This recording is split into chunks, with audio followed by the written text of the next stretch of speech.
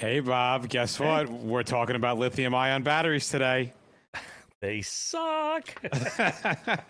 Well, you know what doesn't suck, or we can make suck a little bit less, is using FLT's hybrid decon, because they are revolutionizing the decon process with their bar method, which is blot, apply, and remove using a wet and dry decon. Think about it. No more rigging, no more hoses, no more finding an area large enough to set it all up. This area is compact. Like, toss it in the back of the Chiefs car. Small. Yeah, but don't take our word for it. Do your own recon at makedeconsuckless.com or visit them at firstlinetech.com, where First Line Tech is making decon suck a little less.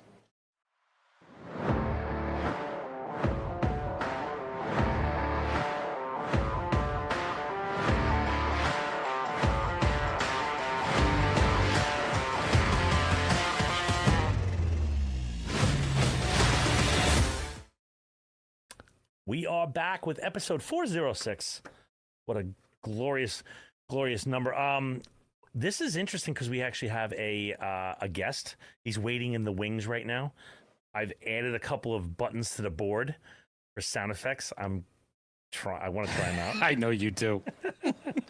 But I'm going to mention before we bring our guest in here, what started with, hey, we got like one left, has now become, I think we have 11 in the pipeline to next year now. So we have conferences? Tons of conferences coming up.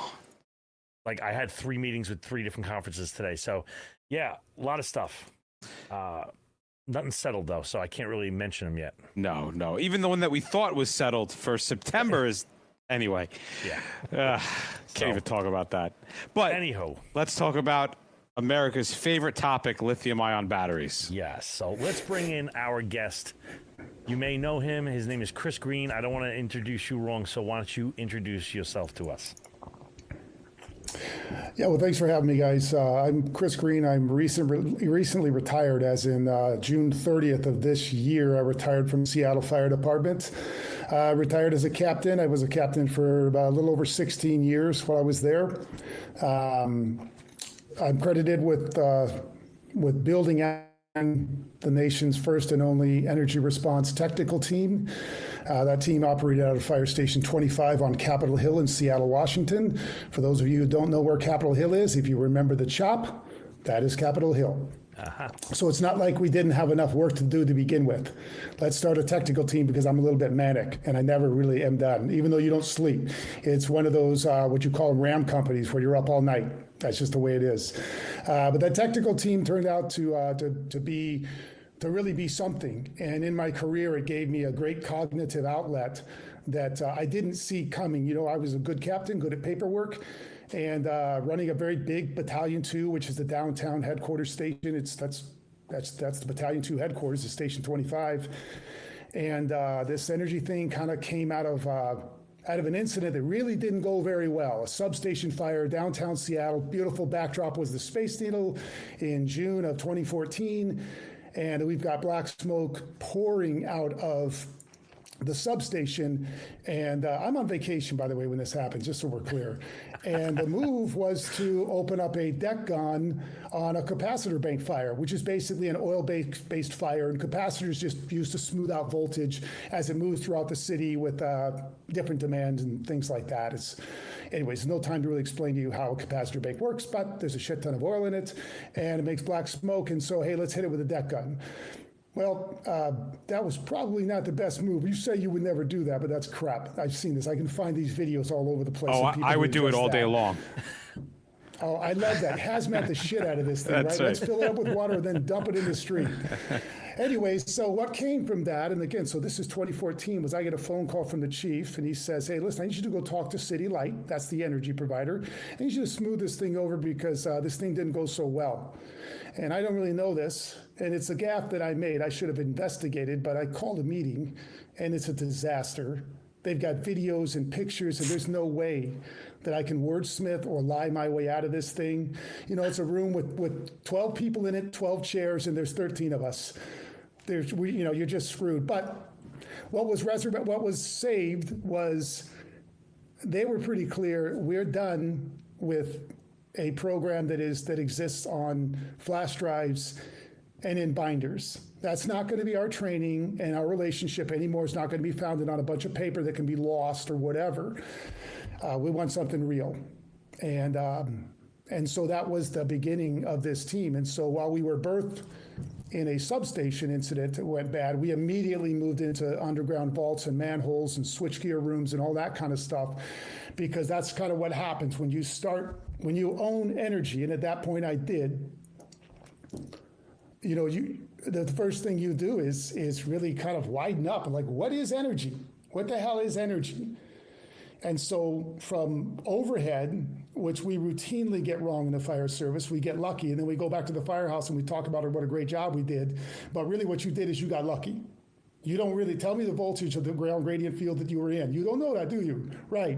Most cities have got 4 or 5 voltages they got to worry about going through their city, and you're only going to interface with about 3 of them, because the other ones are real trouble or they're very difficult to get to, right? And again, I should be clear, I'm a farmhand. I've had no education. I barely graduated high school. I have nothing to show for, like, I was in high school and I got like some sort of certificate that says you were there long enough to get a degree or a diploma. That's about it. So anyways, sounds perfect for the fire department, frankly. When you say they have to worry about 5 different voltages, what do they have to worry about? I mean, obviously, besides getting electrocuted. Yeah. Well, so I say worry, and maybe I'm using the wrong terms, but you should be aware of this stuff because you're around this stuff at all times. And if you're going to start deciding what is safe and what is not safe, it better be based in something, otherwise you're guessing. So for me, I know when I have a 110 line on the ground, I have a good idea of what my ground gradient field is going to be. It's likely going to be about 1.5 feet at best, because it's 110 volts. Now, that doesn't speak to the amperage and the hazard that's right there once you get that close, right? And it certainly violates NFPA 70E, which says you're supposed to be 10 feet back from anything up to 50,000 volts. But the fact is that the days come when you have to make a decision. And I don't mean moving in close, but understanding where that should be. Because in Seattle, our transmission lines are 26,000 volts. I don't know what they are in New York, but I do know what your underground network system is. But let's take a 26,000 volt line that moves around the city, and it's above the pot transformers that are on the utility poles, right? That line goes on the ground. Now you've got a problem. Now you've got minimum 35 feet that you need to be back. Now you've got a real gradient field because you've got high amperage and you've got a big field to worry about. That's when you can start energizing underground utilities and things like that through the top. It's also when the smart guy on the rig that picks up a USA hot stick and decides they're going to find where the boundary is for that ground gradient field, that's when that guy ends up in real trouble. Because they take a tool that's not meant to do anything like that, but they're pretty sure that, I know this is different because Captain Greene said that a 110 line on the ground and a 26 kV line on the ground were different. And they are different, but I never gave authority to use that stick that way. And this is the problem, right? Because what's happening is vendors are moving into the energy space just like they did with hazmat. And they're taking advantage of us based on our ignorance and scaring us, because we don't really understand this energy thing. Now, nothing exposed our lack of understanding to this stuff like lithium ion. So I will give it credit for that. If we can use lithium ion as a springboard to better understanding energy and how it is in basically every alarm we go on, then that's a good thing. I'll take it. If you want to call it hazmat, that's fine. Just tell me that you're going to use it to springboard a better understanding vaults, manholes, transformers, substations, overhead lines, switchgear rooms, solar, and everything in between, and all of the nexus stuff that goes along. The job that we did when I came in 30 years ago, I would not say that it's harder, but I think there's some things out there that are jamming us up a little bit that we need to be more concerned about. Case in point, you go out to an SFR, single-family residential structure, and you're the second in truck. And part of your responsibility is going to be to secure the utilities, right? To properly secure the utilities to any SFR in the country, you got 4 things you got to be thinking about. It's not just the overhead power drop. Because the fact is, if you call in your energy provider and they open up a high voltage cutout at the street, and that house has a Generac, all that Generac knows is, oh, looks like we lost power, let's turn this baby on. And that Generac may not be right next to the building. It may be located, 100 yards away because mom and dad don't want to hear it come on in the middle of the night. So you've got two energy sources right there. The other two are going to be your lithium-ion ES in the garage that you've got to be aware of. That's simply going to be a knife switch, and then solar. And I can tell you one thing, if you see solar, you should be thinking ESS in the garage. If you see ESS in the garage, you should be thinking solar on the rooftop. And they may be tied together. But as far as securing those utilities, they will be independent. And you got to actually think basement in many places. Exactly. So like when we came in, I'm assuming we're all of kind of the same generation, right? Securing utilities meant going in and opening the main breaker because you've got energy coming, but you've still got work to do, right? You're going to work in an energized environment. And if you were a new guy, you tried to be really thorough about this and you opened all the breakers. And then FIU shows up and they want to kill you because you just took away some of their autopsy, right? So you learn the hard way. Hey, just open up the main one. Leave the ones that are in float position alone because that's part of our investigation that helps us determine what happened. That makes sense? It does. So you guys, remind me, because if I think this is how it went, is that at some point in the recent history, Seattle put into service a team that was specifically designed to handle energy. Can you go through that? Yeah, that was the team that was developed at Fire Station 25. That was the end result of that conversation from the fire chief in 2014. He came to me and said, hey, you need to take care of this thing. And that the build out, kind of the culmination was June of 2018.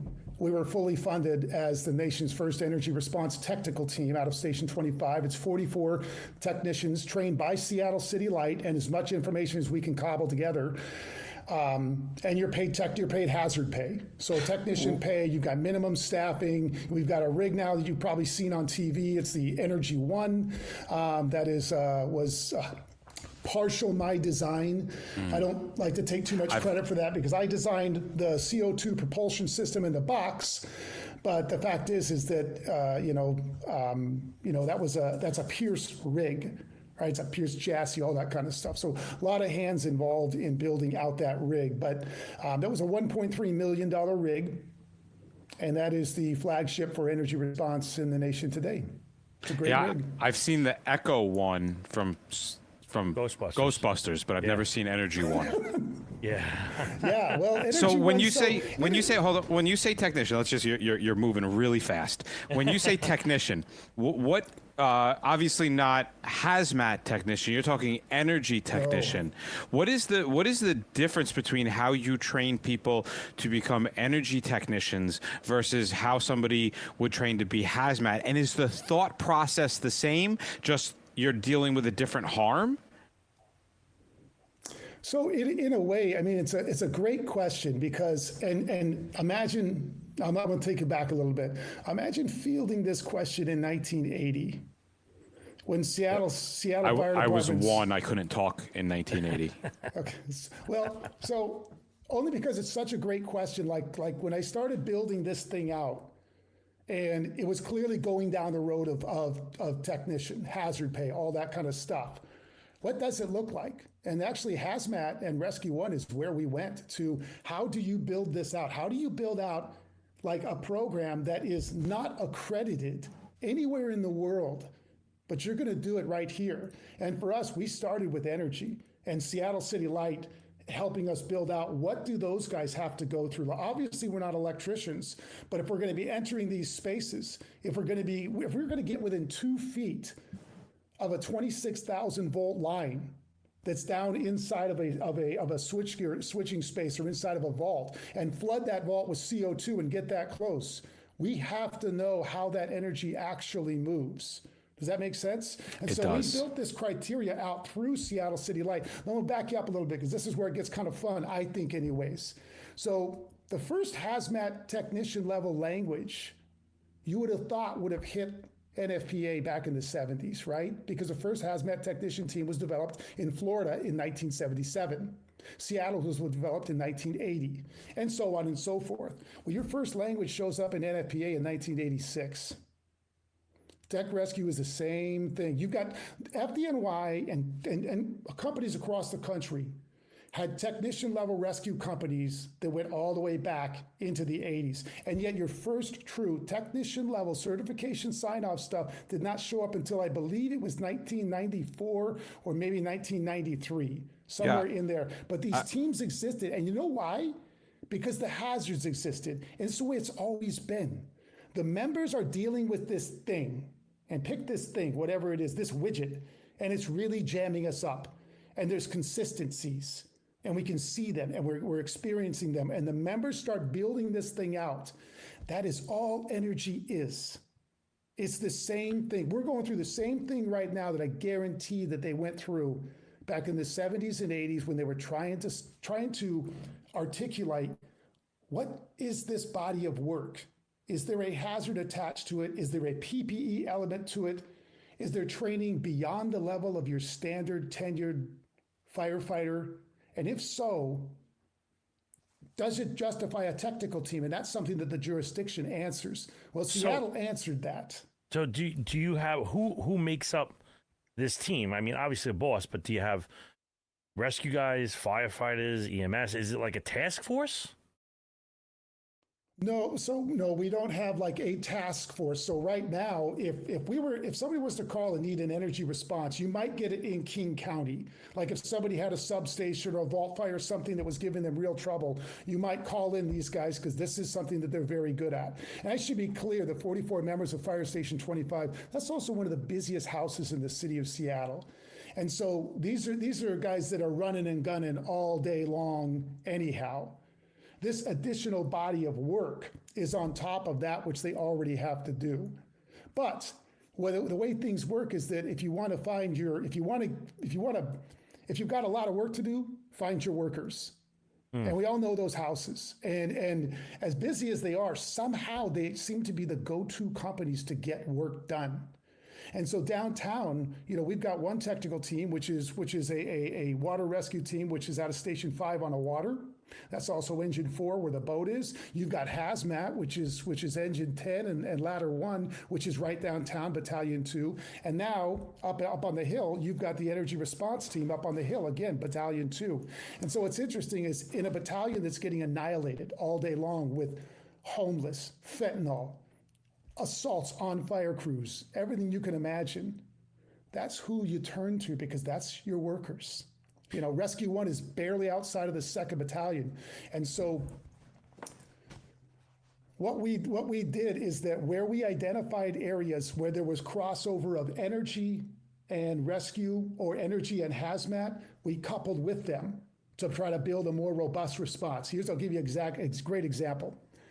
Let's say you've got a utility worker that drops inside of a street access vault.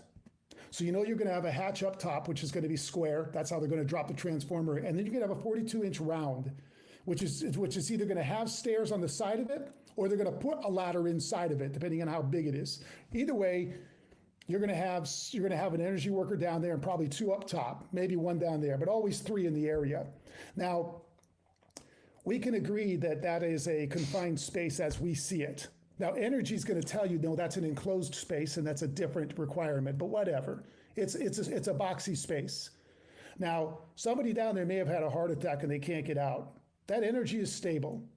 But your concern is the energy is the hazard, even though it's stable. So that's the first question you ask is, hey, is energy stable or is it unstable? Because we got to know if we're going to go down there and try to get this person out. Now, Rescue 1 would come with us on this response because they would handle everything above ground, like as far as the rigging and things like that. And by handle it, I mean they're going to be there just to make sure that the crews are setting it up right.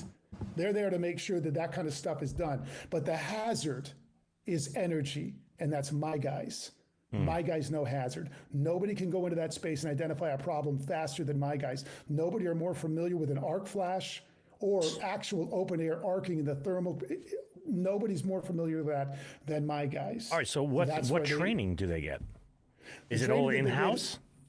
It's all in-house, and well, if in-house includes City of Seattle, City of Seattle, meaning Seattle City Light. That's who does all of our voltage rated training, our proximity training, all that kind of stuff comes through them. And we built the program out to cover all of that. Does that kind of make sense? Yeah. Again, I'm a farmhand. I'm not the guy that builds this kind of thing out. But you have to know the hazards that you might end up based on the work that may be asked of you. And so the people who understand that hazard better than anybody is energy. But sometimes energy is what's calling you for help, like a substation. Somebody has an incident inside of a substation. Tell me right now what NFPA language you're standing on when you decide to go in there and try to do a rescue. And what training you really think you got in your career. And I'm not baiting or anything like that. I'm being honest. There's a big gap. You know, other than NFPA 70E, which is thin, very thin, we don't really have a lot. Like, what are we worried about in the substation? No, it's funny you say that because I know where we came from. I don't think that was ever addressed. Now, Bob, you were, more of the rescue side of SOC. Yeah, no. But it's interesting because for us, it was always arrive on scene, wait at the gates for a supervisor of the facility to help direct you. But Bob, what would happen on our job if there was a worker down, if there was a rescue? Would they wait for a white hat or would they start to initiate? No, there was I'm almost embarrassed to say, there was a cockamamie pole that we would stick down and try to get the guy with a hook. Like poke him? It was a ridiculous idea. Some guy that wanted to make his mark. Whatever. Anyway, I don't think there's anything. I think there's nothing really you can do because the guy falls to the bottom of the hole. He's pretty much at the bottom of the hole, but I don't think we do anything until the power's off, kind of thing. I don't think anybody would really make entry. I don't think that's a smart move, considering you got 1.21 megawatts down there. Doing all types of jazz and is jumping around. I wouldn't do it. So now we're starting to get into it. All right, let's do this. All right, because now you're talking about an energy space that is what's driving this incident is an unstable, energized space. You have to wait. And that's one of the first questions. And I would argue that most companies are not going to know to ask that question. It's just going to be a dead stop, no go. But that energy space down there can be absolutely stable. And by the way, in New York City, it'll be a 13.8 kV. That's what you're going to be facing down in that space. And it will be one NP, one network transformer is what's going to be in there. Not that it won't be tight, but that's what's going to be down in there. And the first question you want to ask is, hey, what's going on in this space? Was this an electrocution? Is it stable? Is the energy considered stable, meaning it is energized, but there's nothing wrong with it. There's no problems. This person simply had a heart attack. So what would be an example of what would be an example of an unstable? If I'm putting it into terms of hazmat, right? If I'm going to try to convert this and add electrical energy to the whole TRACEM model, how would we always look at hazmat as it's not a problem until it's out of its container. A little bit more difficult with energy, but is it essentially the same things? Like when it's able to escape from where it's supposed to be, I consider it to be a hazard or unstable. Is it along those same lines? I would say so.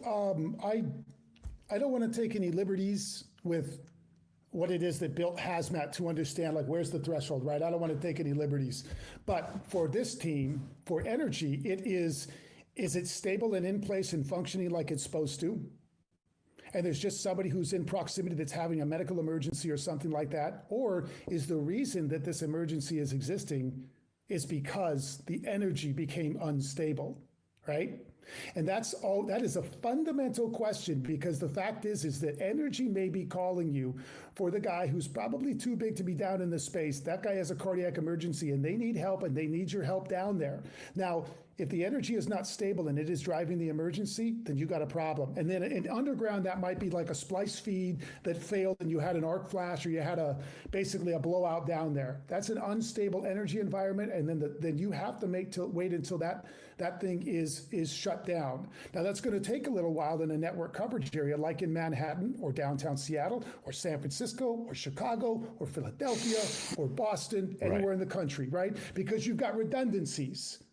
And so on that feed for that thing, for that transformer, for that space, it's going to have feeds from, say, 3, 4, maybe 5 different directions. Shutting that thing down is not easy. It doesn't happen like we just throw a switch and it's done. I mean, sure, if you want to drop 20% of Manhattan, okay, we can do that. I got no issue with it. Right. So, but that's the problem, is that deciding how far into this thing you can go when it's a rescue, and you guys jumped right on really the fundamental one. You have to understand whether that energy is stable. And it is trust, but verify, right? Like they tell you that it's this thing. And you know who you probably shouldn't be asking is the victim. And we've had that happen around the country where they go inside of a at-grade vault, say on floor 5. And you can have that. You can have vaults on a number of different floors in a building. So let's give an example. Is you got a fire alarm that goes off for floor 4 in a building in downtown, whatever, and it's because the smoke detector on the outside of the vault went off because there was an arc flash on the inside. Parallel to that, you get a medical emergency call from Energy saying, "Hey, we've got a guy who just got whatever inside of the space." You got 2 alarms going in there. You show up, and if you don't recognize where you are and then what is going on, you will push into that situation. I guarantee it. So the questions are, is the energy stable? Is it not? Is this person somebody I can trust, meaning they haven't been affected by the energy? And somebody on scene will not have been affected by that energy. And then the next move after that is, what can I do? What is the state of the energy? If it's bad enough, then you're not going to be able to do much. And now the situation will dictate your actions. Because if they're down in a hole, we're in real trouble. If they're at grade and you've got a man door that's open up and you can use a basically an isolation voltage rated 20,000 volt hook, now maybe you can drag them out. Now you've got a potential avenue for success. But again, you guys went right down the rabbit hole that is a really, I mean, that's the crux of it. But I'll guarantee you that people have been stuck in situations where people have had cardiac events inside of a substation and everything is stable. And the job is to go in there and get them out and get them to definitive medical care. There is a way to do it safely, and then there's a way to do it that is just trusting that everything's going to be fine. And I don't really understand what I should be worried about. And what I'm saying is, with an energy program, you can close those gaps. Okay, so what lands with the 2 minutes that we got left, and we never even got to answer the question of who owns the battery incident. So we'll have to change the title to energy response, and we'll have to try this again. But I'm really interested to understand what is in your box. Like, what defines your boundaries? What things land within the response protocol of an energy team? So would hydrogen storage be considered something that would be an energy team, or would that be more hazmat? Like those kind of fine lines where you have energy and hazmat come together. How do you merge that interface? Yeah, great question. I don't see hydrogen necessarily as being something that energy would lean into. Okay. I don't see that right now. And I'll be honest, I'm not an expert on hydrogen. I know that's kind of pulled it out of my ass. No, that's a great question because I mean, it's for me, it's the question around lithium ion. What on earth made this hazmat? Are you telling me because it's lithium? There's enough lithium in there to make up maybe a little bit of dust. Well, I get that question a lot, and I answer it in the classes very simply. Is that what made it hazmat? Is that technicians, and I don't mean to put down other people, so please hear me out when I say this. Technicians are able to think through a problem.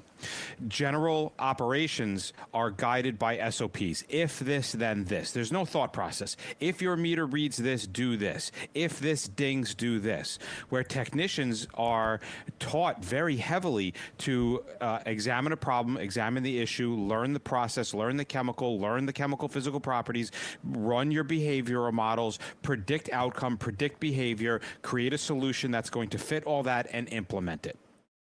Sure. And I think that's how come hazmat got tasked with the lithium-ion battery incident, because there is no space in the operations world to allow for analyzation and thinking of a problem. I hope that answers your question. It does. So allow me to retort. Sure. Please. So lithium-ion batteries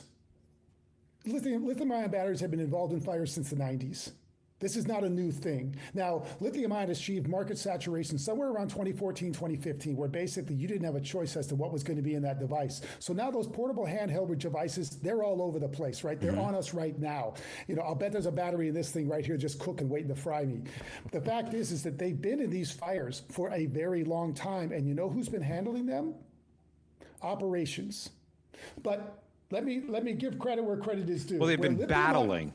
They've been battling. They haven't been dealing with them. They've just been operating around them, really not having a full understanding that they were even operating around them.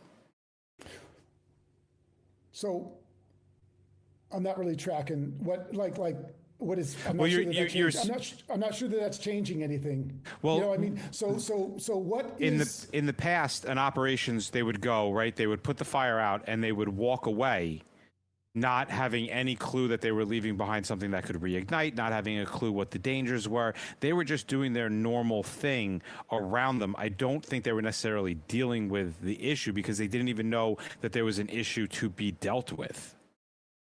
True. They didn't understand, that there was this rekindle component, right? Right. Which again, I would argue is a thermal concern, right? And thermal is what we do. This is what operations does. We Yes. do thermal incidents, right?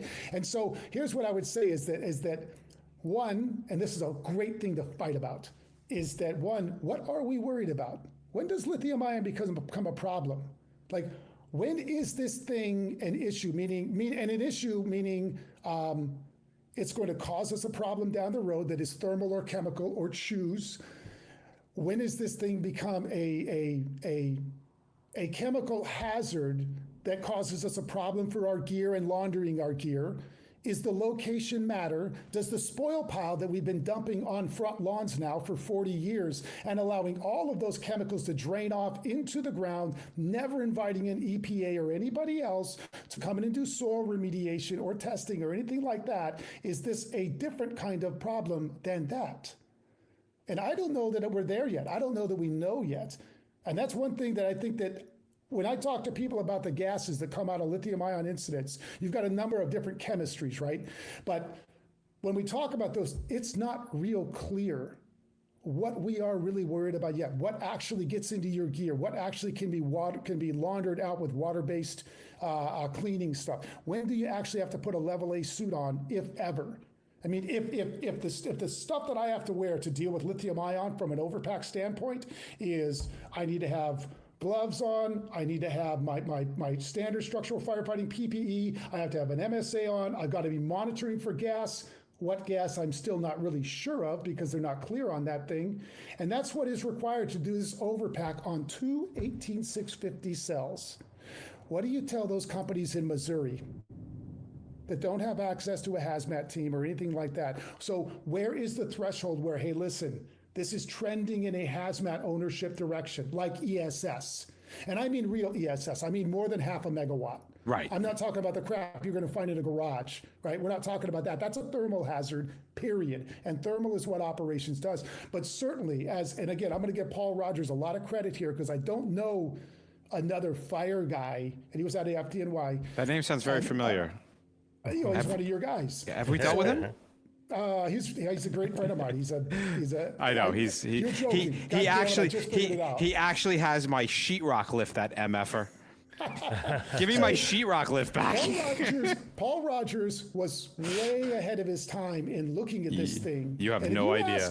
You ask him, and by the way, I just had him on the phone yesterday. You ask him, Paul, what made you think in 2012, 11 that this was hazmat? Well, I wasn't thinking it was hazmat. This is Paul. What I needed was, I knew we had this thing that was giving us problems. And I needed some people that could understand it a little more critically, a little harder look at this thing when we had to deal with this thing. Hazmat was what we had. And they've got this plan that everybody understands on the hazmat team, this way of looking at problems and resolving problems. And so it fit the mold. But that does not define this thing and make it hazmat. Now, it may have at the time as far as who might have to deal with these things. Now, when you start going into battery energy storage systems that are over half a megawatt and are confined into one space, Now, that is trending in the direction of energy and hazmat. And that's how it's handled in the city of Seattle, because you have such strong nexus between the two of them, and you have a working relationship that they did develop. And the biggest reason is, unfortunately, energy response teams don't exist around the country. And I frankly, if you don't want to develop a technical team, that's fine. But you probably should have an energy response program. It's Boy, I wish interesting. we had more It's a time. I concept. wish we had more time. No, it's an interesting concept, and I bet there's going to be people out there that want to talk to you about it. So, how do they get in touch with you if they want to talk to you about energy response teams? Oh, just call me on the phone. I'll be out on the tractor out in the field. That's where you can find me. I wouldn't give your cell phone number out. Is that a lithium ion tractor, or is it? Dude, I had a chance to buy one of those things. I'll tell you what, I don't think lithium ion is that farm equipment yet. Right? I'm like, maybe someday, but I'm still happy with diesel and mixed fuel.